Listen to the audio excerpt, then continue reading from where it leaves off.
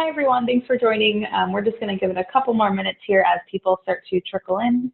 If those who are already on the call can give me an indication that you can hear me, that would be great. And we'll start in just a couple minutes here.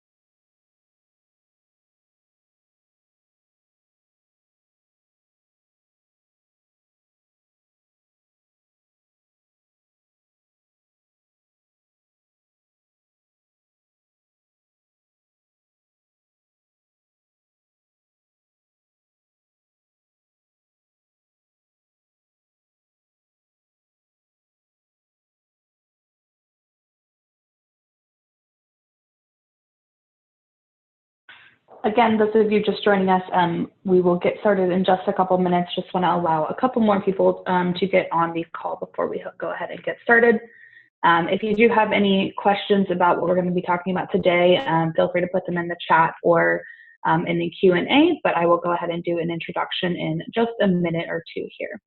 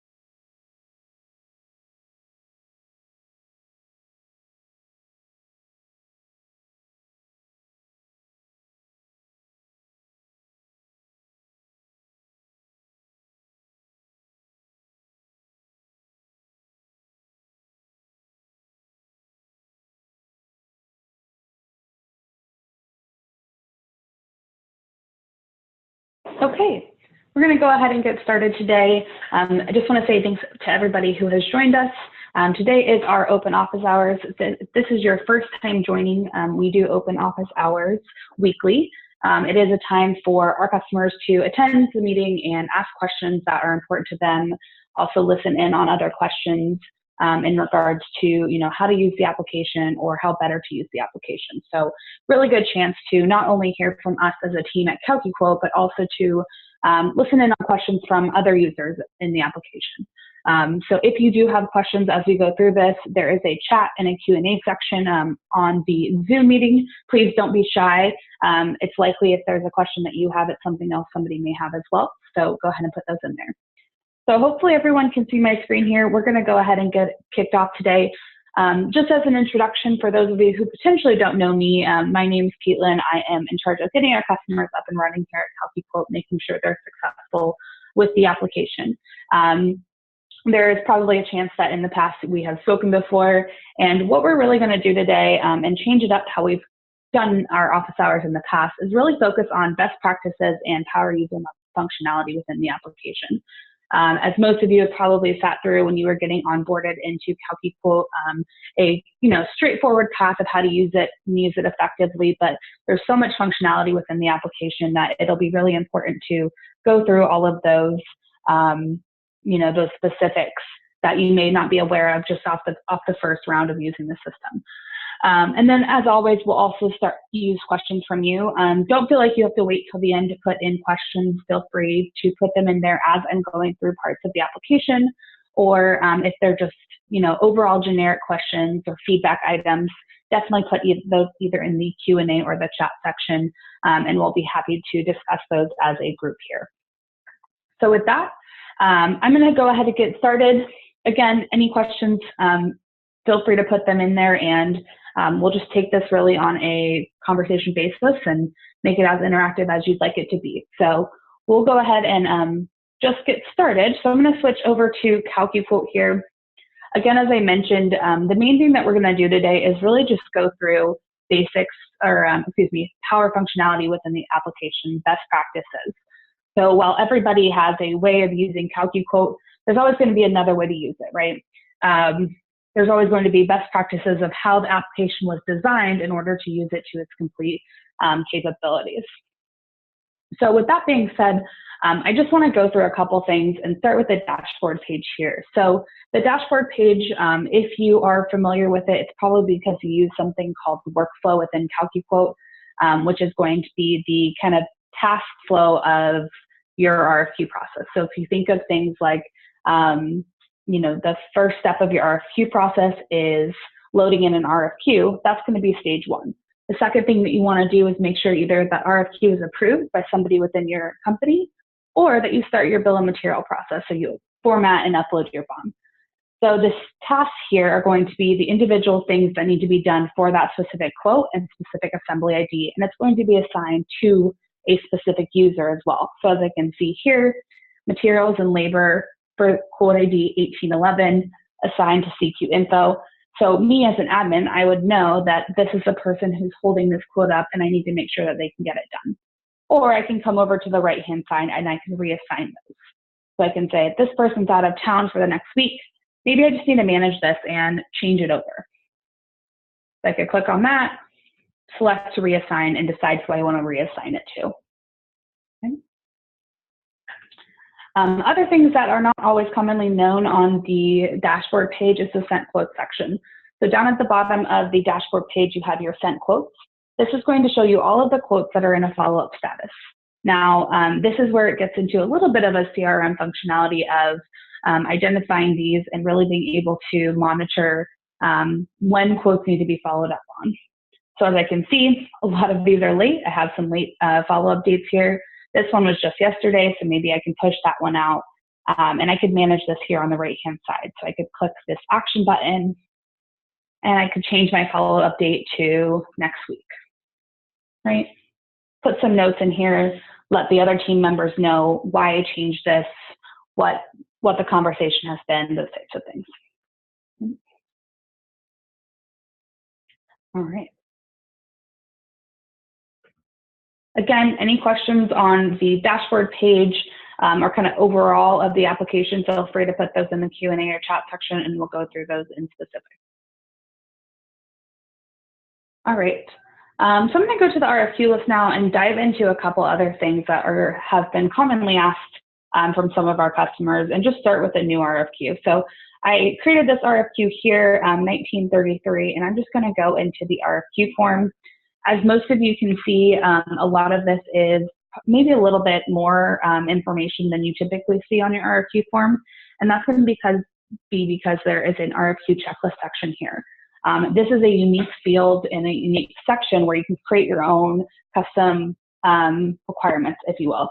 So as you can see, we have a couple samples here on our demo site: product lifecycle, required documents, things that your salesperson may want to capture as they put in this RFQ. Okay. If this is something that you don't have but would like to see, definitely recommend talking to your system administrator and seeing if we can get those added for you, and feel free to reach out to our team if there are any questions, and we can go from there. Okay. All right. So I'm going to scroll down to the bottom here. A couple other things. So if you'll see on the right-hand side, you have a turn time section. I just wanted to note that there was an update, I think maybe last release or a couple of releases ago, where you can manage your turn time defaults based on your job type.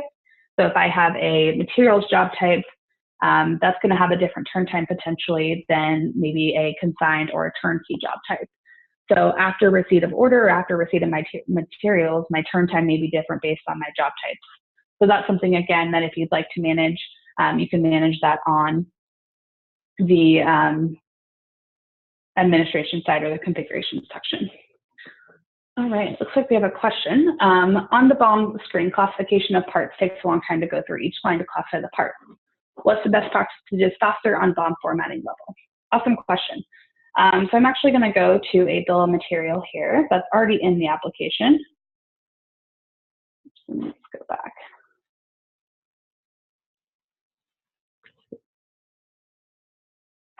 Okay, so I have a pretty relatively short BOM here. So as I think the person who was asking this question was kind of alluding to, is I could come in here and I can manually classify each of these parts. So I could come in here and depending on my classifications, again, this is our demo system, so there's probably a lot more than you would typically see or even need at the quoting stage. But I could come in here and classify them however I need to. Now, two ways to do this. Well, I guess maybe more than two ways. The first way is doing just that, classifying them manually. The second way to do it would be to classify them on your Excel file if you're pulling it out of somewhere, or if you are scrubbing it on another service that you may use and uploading it there, because you can map the part classification column from your bill of material Excel file into CalcuQuote. The third option would be to pull it through from your ERP system. So if you do have an integration with your ERP system, maybe it's Manix, maybe it's one that we've done, a custom for, you can pull in your part classifications and let your ERP system automatically classify them if it's a part number that your ERP has classifications for already.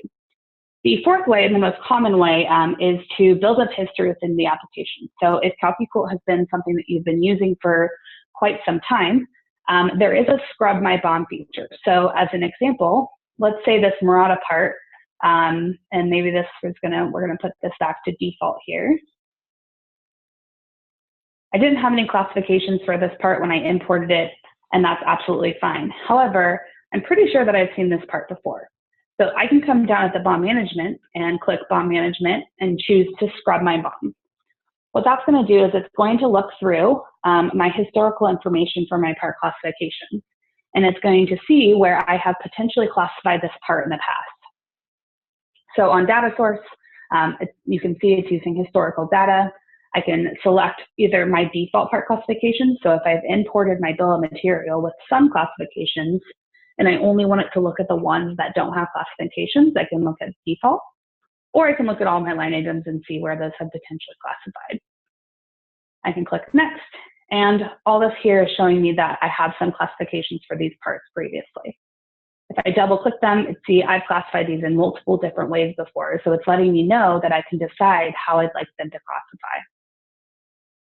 So it not only does that for part classifications, but it also does that for lead quantity and attritions.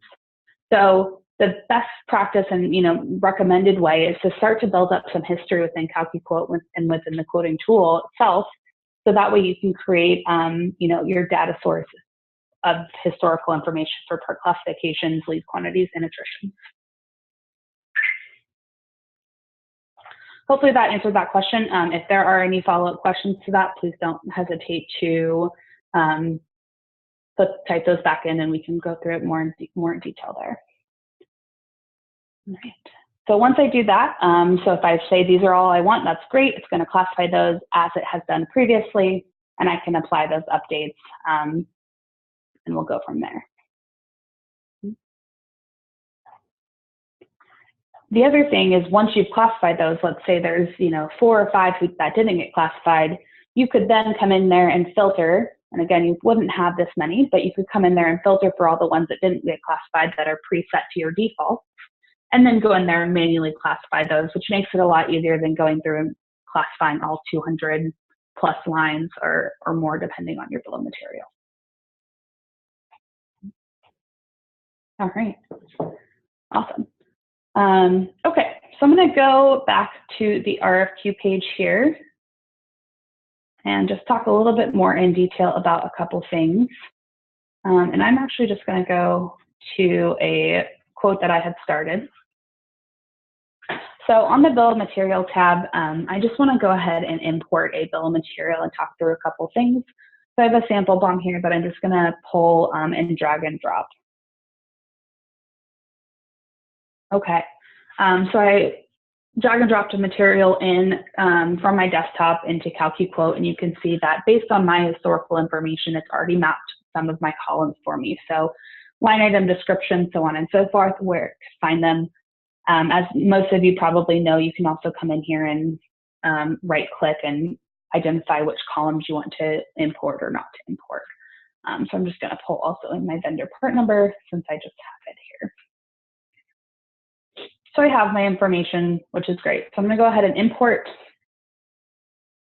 The bill of material process, once you've done it a couple times, should be a relatively straightforward process.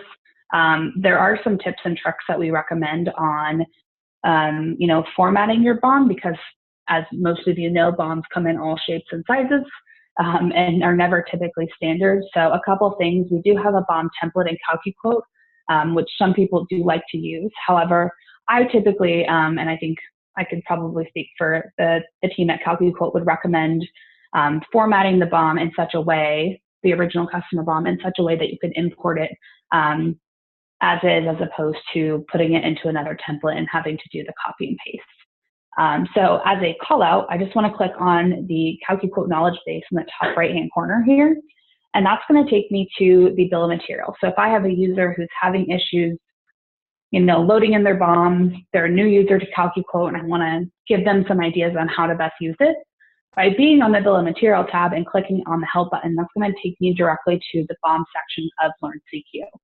So here I can see all of the potential articles that have any information regarding the bill of material.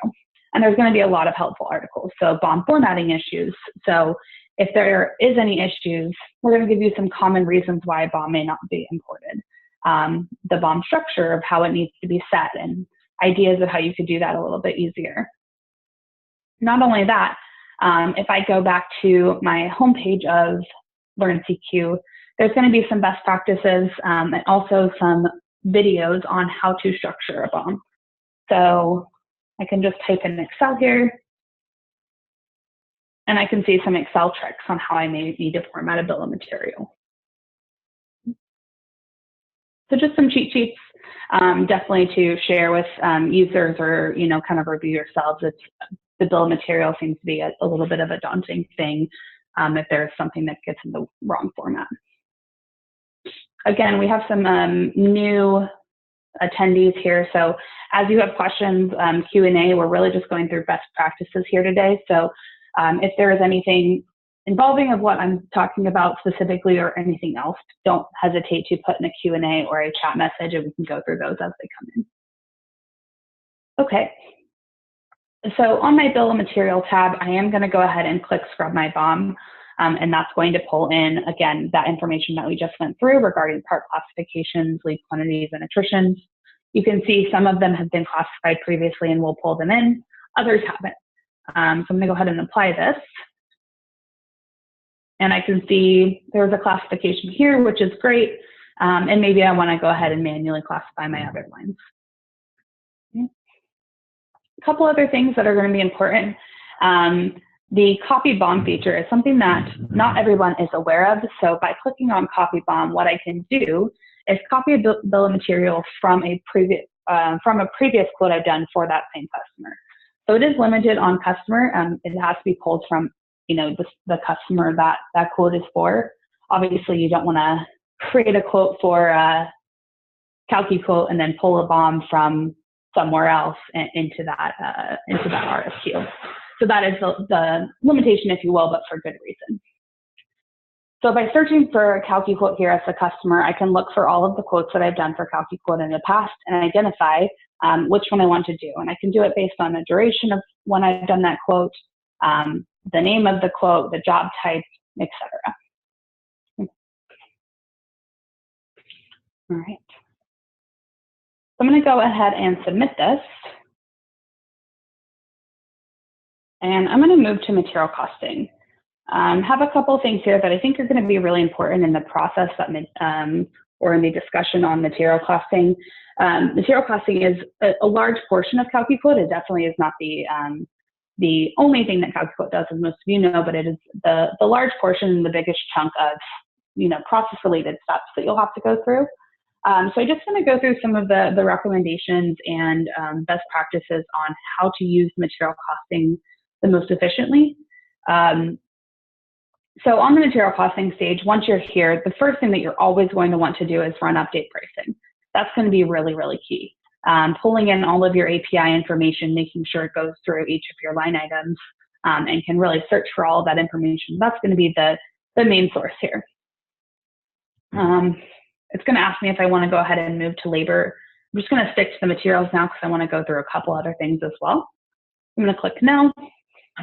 A couple of things to note. You can also, while update pricing is running, if you had custom parts, if you had, maybe any other parts that you wanted to send out manual sheets to, you could also do that while material costing, while update pricing is running. So as that's running, as you can see, it's through 50%. I could highlight specific or all of my line items and come in here and add those to a bid sheet while my material costing is being completed. So that's kind of two birds, one stone, if you will. So while one thing is happening, and you can also send out your bid sheet, so that way, obviously your bid sheets aren't going to be as automatic as the update pricing, but it's going to start that process so you can get those out to your suppliers as soon as possible and get them back as soon as possible as well. I'll say most people use the bid sheet process for their custom components, PCBs, mechanicals, hardware, other things like that. Also, if I'm doing a really large quantity, maybe 100,000 boards, maybe I want to send all of my line items out to some of my reps who potentially may give me different pricing or more aggressive pricing. All right. So I ran update pricing, again, always my first step. The second step is what you're going to want to do is run auto select. So there's some really great tools within auto select that we're working on. And what you're looking at right now is one of them. So basically setting specific parameters to automatically identify time-sensitive or price-sensitive selections. So while I could click on advanced options and go to the normal auto select, if you will, of setting my own criteria, I could also click on the preset one for me. So if I look at time-sensitive, this is going to look at on-hand quantities. So something that's time-sensitive, I want my supplier that I choose to have that material on hand and enough that I need. Versus something that's price sensitive, I really just need the lowest total cost and I'm not really worried about lead times. Maybe this is a more budgetary quote and I want to get just a kind of an idea of the price as opposed to something that I need to build tomorrow. We're going to go ahead and just try the time sensitive one and see what that looks like. So by clicking on that, it's going to go in progress and it is going to go through that for me. Note you can always click on this little eye icon there and it'll show you the status of auto select as well.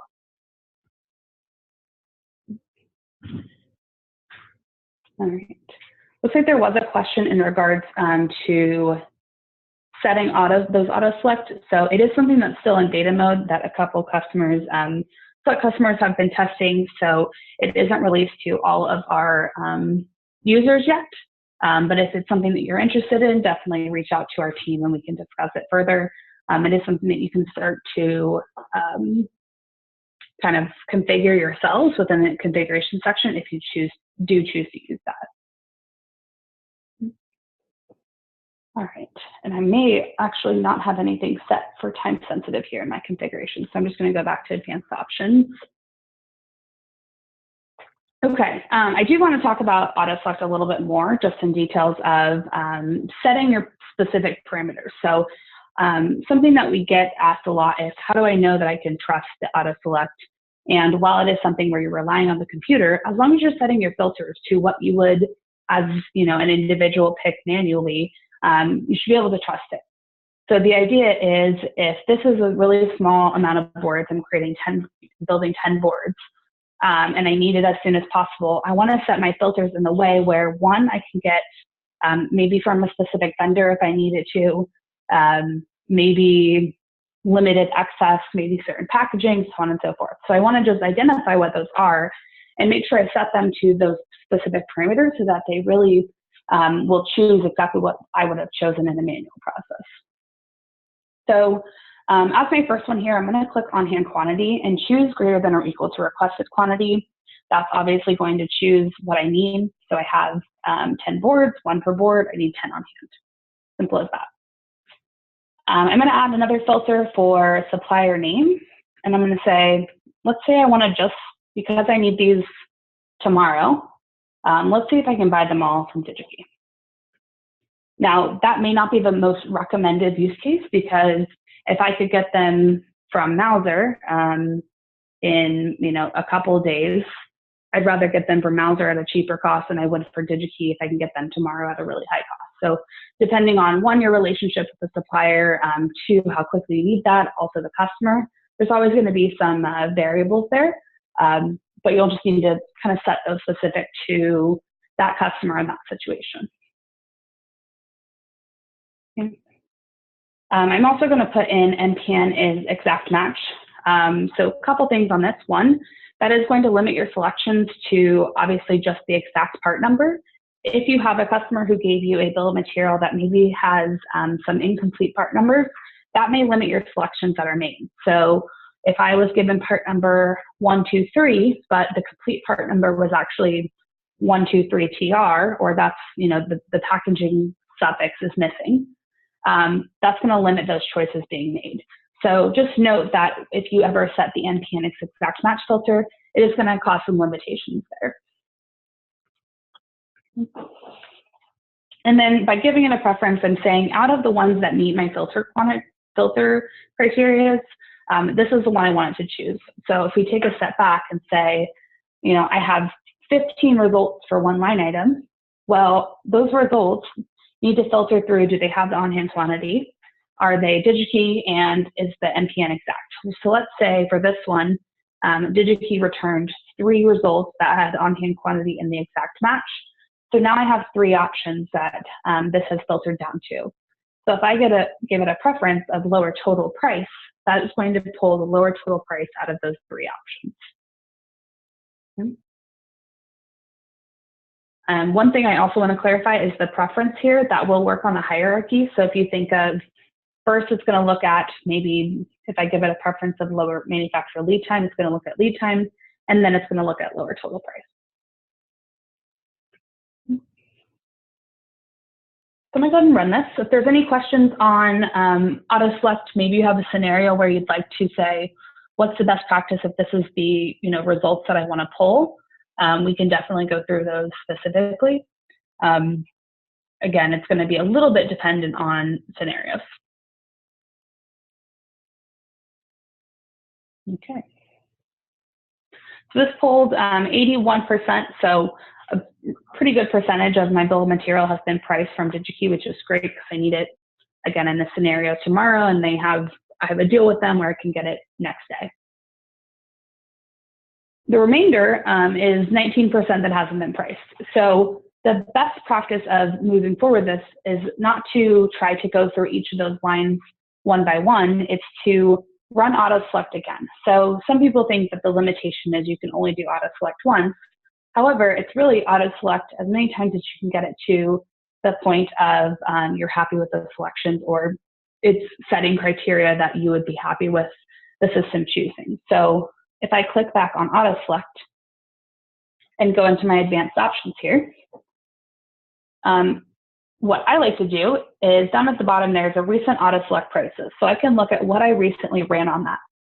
So rather than going through and saying, I can't remember what I did, let's try this one. Instead, I'm going to click on what I just ran and remove some of these. So rather than going through and identifying new auto select, I'm just going to kind of take away some of my ideal scenario filters. So rather than looking at DigiKey now, I just want to look at all of my suppliers. So I remove that filter. Then I'm going to come in here and say unselected cells. I don't want it to remove my 81% of pricing that was pulled from DigiKey. I just want it to look at my unselected 19%.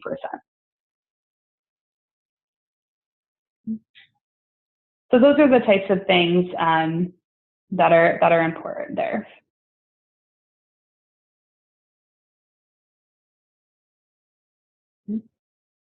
So now it's gone through and priced 95% of my bill of material with those 2 auto select criteria.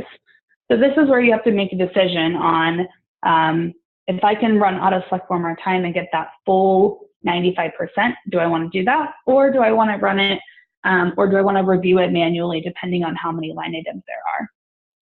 I'm always going to try to get auto select to run as much as I can and price as much as I can based on the filters that I set.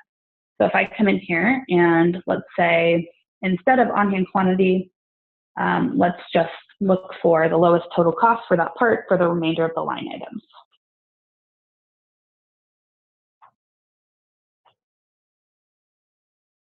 and now it's at 100%. So with 3 auto select runs, it's at 100%. Obviously, not every bill of material is going to be that perfect, that clean. It's going to be some customer mistakes, just human nature there, but you're always going to be able to run auto select as many times as you want to, and then run through that process. So again, just recapping: first thing, update pricing; second thing, auto select. And then rather than going through the bill of material and the pricing information on this page, it's always best to take your third step and look at the review screen. So the review screen is going to be really helpful in determining which line items I need to pay attention to. So rather than going through all 100+ line items and making sure it chose what I wanted it to, I needed to look at just the really specific things that I need to be concerned with. So things like my leading cost drivers. So which of my parts are costing me the most? Do I need to go into there and see if I can maybe haggle a little bit with my vendor? Cross-match parts. So if I would have removed my filter for exact match and chose cross-match parts, maybe I need to look at, is this a valid cross-match, or should I export it and send it to my engineering team for them to review, or send it to my customer for them to review to validate if that's something that I'd like them to choose. Excess material. So we didn't limit our excess, but we did set a filter for lower total price. So it would have only chosen something with excess if it was cheaper overall to buy more than what we needed. So for this example, we needed 400, and instead it chose DigiKey at 500. Well, that's because we had the filter for DigiKey. So in this scenario, it was more expensive to buy it from DigiKey, but we wanted it. So I'm just going to go ahead and switch that to Mouser.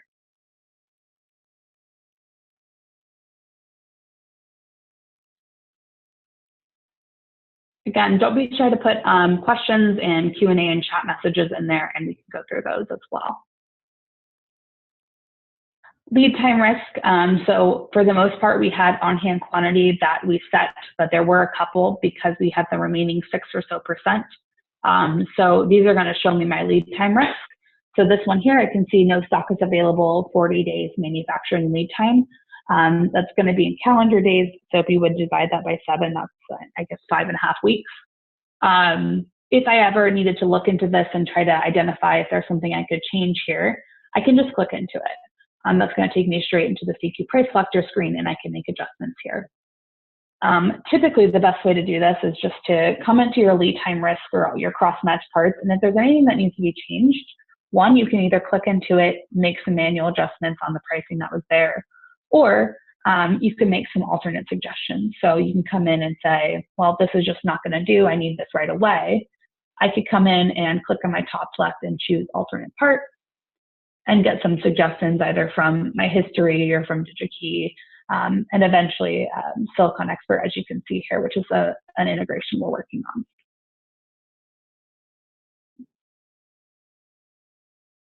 So we're just going to go ahead and suggest an alternate part here. I found one. They actually have 8,000 in stock, at least at DigiKey, and potentially more in stock.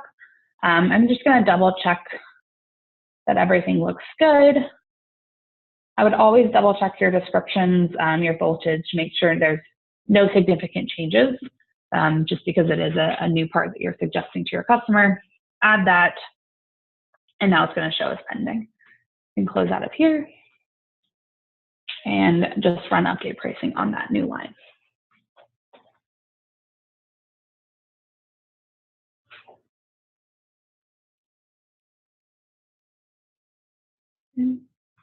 That's going to go through and run pricing for me. We'll just come back with the updates. You can also see that there was already a cross-match part, which I believe is the one that we just added, actually, or a similar one. So I could have chose this cross-match part from Arrow. It was $4 overall cheaper, and they had plenty in stock, so that can be an option as well. So really with the review screen, you're kind of just identifying those problem parts and making sure that either those are fine, they'll work still, or it's something that you can make a suggestion on moving forward.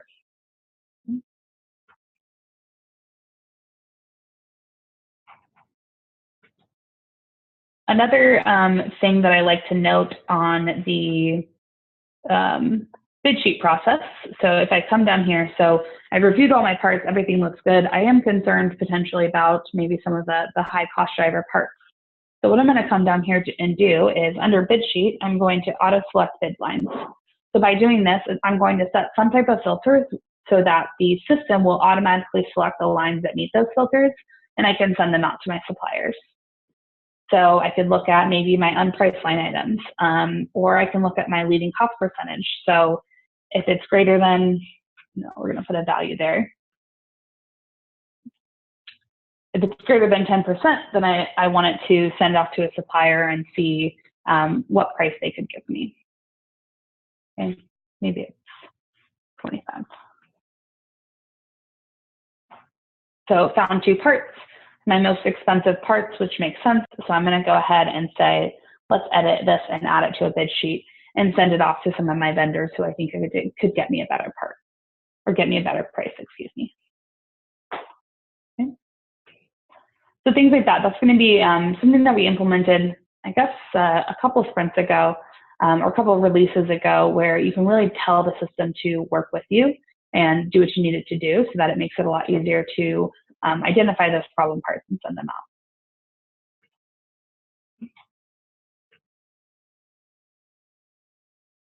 Yeah.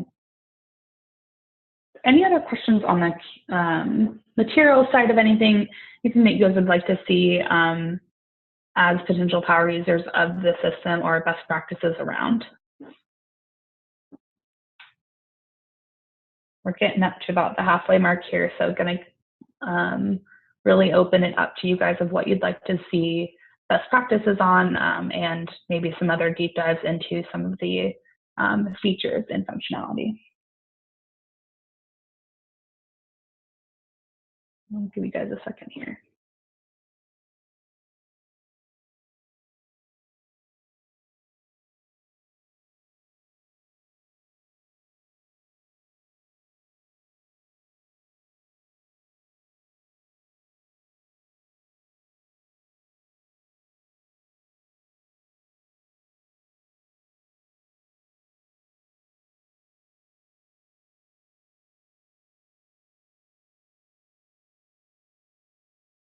Okay, what's a question on how the best way to communicate to a customer either cross-match or alternate parts? Should cross-matches be added as alternates? So with a semi-recent release, when you do print your exception report, it will now show the cross-match parts. So you can not only show your customer alternate parts that either have been approved or rejected or that are still pending, but you can also show them cross-match parts. So by exporting my exception report, and this one didn't have any, but let's go ahead and see if we can, oh, it did have some. So I have a cross-match part here of the one that I chose manually. So if I look at my exception report now, it will show my cross-match parts. So it's a call out to my customer to let them know that, hey, this was the original manufacturer and part number that was chosen. Now here's a selected part number that was chosen at this quantity level, and that needs to be approved as well. So while it may just be a slight packaging differentiation or suffix change, it's something that you still want your customer to be aware of. So those will always now be added to the exception report. Good question.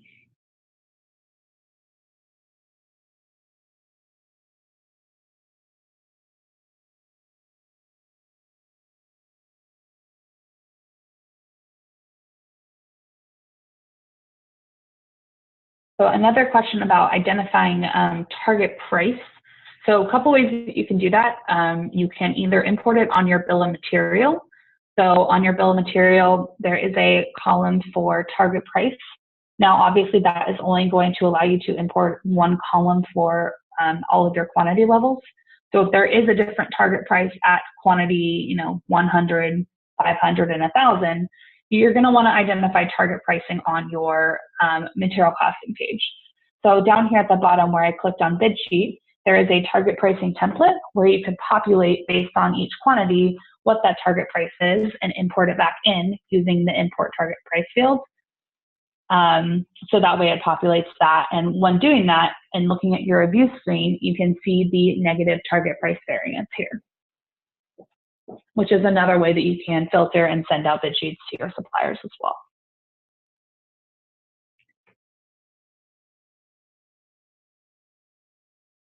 Another question, should the wording for cross-match parts be changed to pending cross-match part? So they're not pending cross-match because, again, cross-match parts, maybe your customer has already said, you can use slight differentiation. Maybe you know that the packaging is going to be different or the part number is incomplete. So they're not technically pending or approved or suggested. You could add your cross-match parts as alternates if you wanted to, so that they all show up as alternates, and then you can decide which ones you'd like to get added to the exception report. But by identifying and choosing a cross-match part, you're saying that it's already approved technically.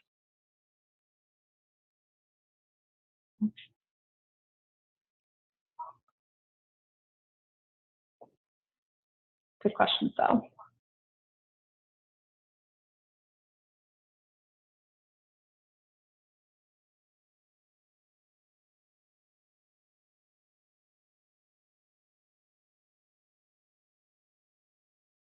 Okay. That didn't answer the question. Feel free to let me know.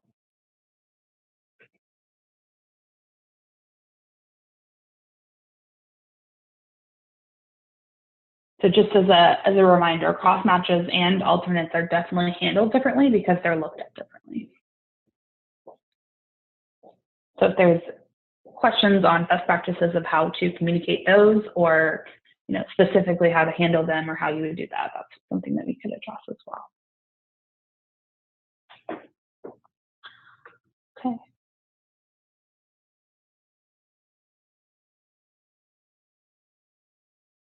All right. So I'm really going to open up the rest of the 15 minutes or so here to you guys as attendees. Go ahead and put in Q&A and chat. I think it's the most important time where you have an hour of undivided attention of answering questions that are probably something that you are curious about, but also likely something other people are curious about. So whether it's current functionality, future functionality, best practices around doing things, power user functionality, I'm going to let you guys go ahead and put Q&A and I'll answer them as they come in. But it'll be important for everyone to participate and put in those questions as you have them.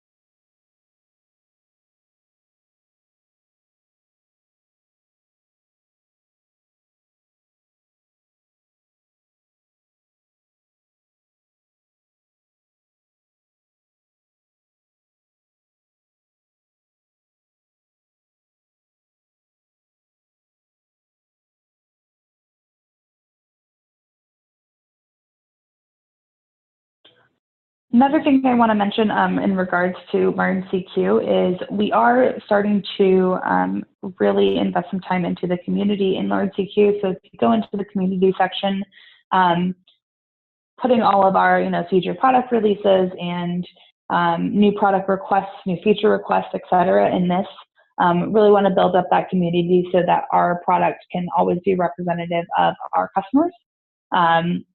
So as hopefully most of you know, we really try to take into consideration features and product requests and feedback from you guys, because that's how the product is going to adapt into what the market's looking for. So as you have ideas or have anything that you would like to add to CalcuQuote potentially, go ahead and start adding those in here and really start building that up, voting for things that you'd like to see, downvoting things that maybe you don't want to see. So if something is high up there and it's planned and you say, well, just so you guys know, that's not really important to us, that's good to know for us as well. So as those ideas come through and you start to see new things that you may need, go ahead and drop them in here. We'd love to hear from you. You can see kind of status on if things are planned, if they're not planned, if they're completed, what progress they're in, that kind of thing. And eventually, when those get released, you'll also be able to know when those are getting released, not only just from our office hours, but also from the community here. So definitely use this as a resource.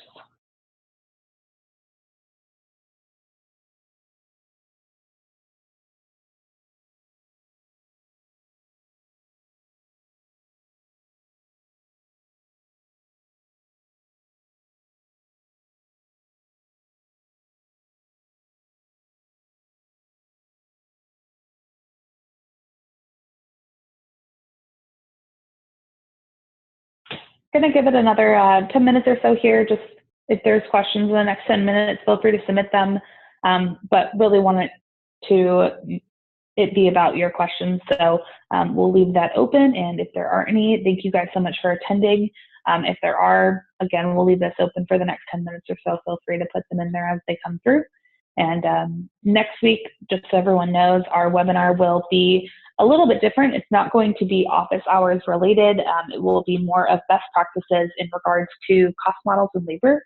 So if you receive that email to attend that webinar, I definitely recommend registering. If you don't have the registration link, feel free to ping me. But we're going to have Chintan Sutaria, who most people of you probably know, president of CalcuQuote, talk about best ways to improve your cost model and labor.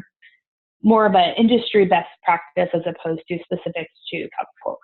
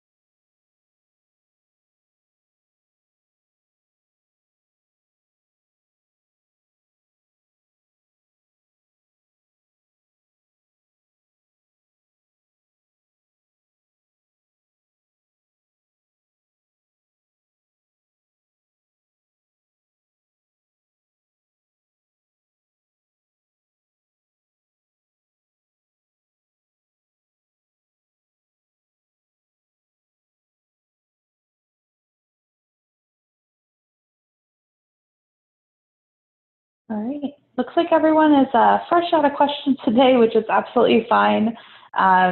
Again, just wanted to kind of plug that in the next coming weeks, we will continue to have office hours. We are switching it up, as you probably have kind of noticed a little bit.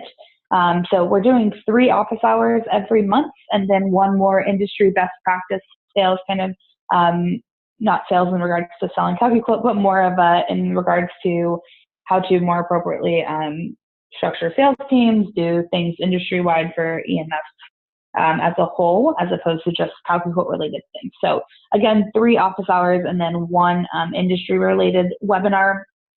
We'll make sure to send those out We're going to also be switching up the time. So as opposed to 1 p.m. Central Time, we're going to move it to 10 a.m. Central Time, just so that we can kind of encompass a little bit more of our scope of customers, not just in the North America, but in other regions as well. So I'm going to test that out for March. So look for an invite to those coming up here soon. Those will be at 10 a.m. again, starting in March.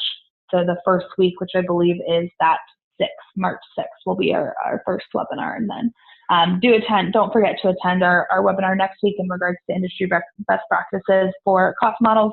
We hope to see you there. And if there are any questions, feel free, as you guys know, to ping us through the chat.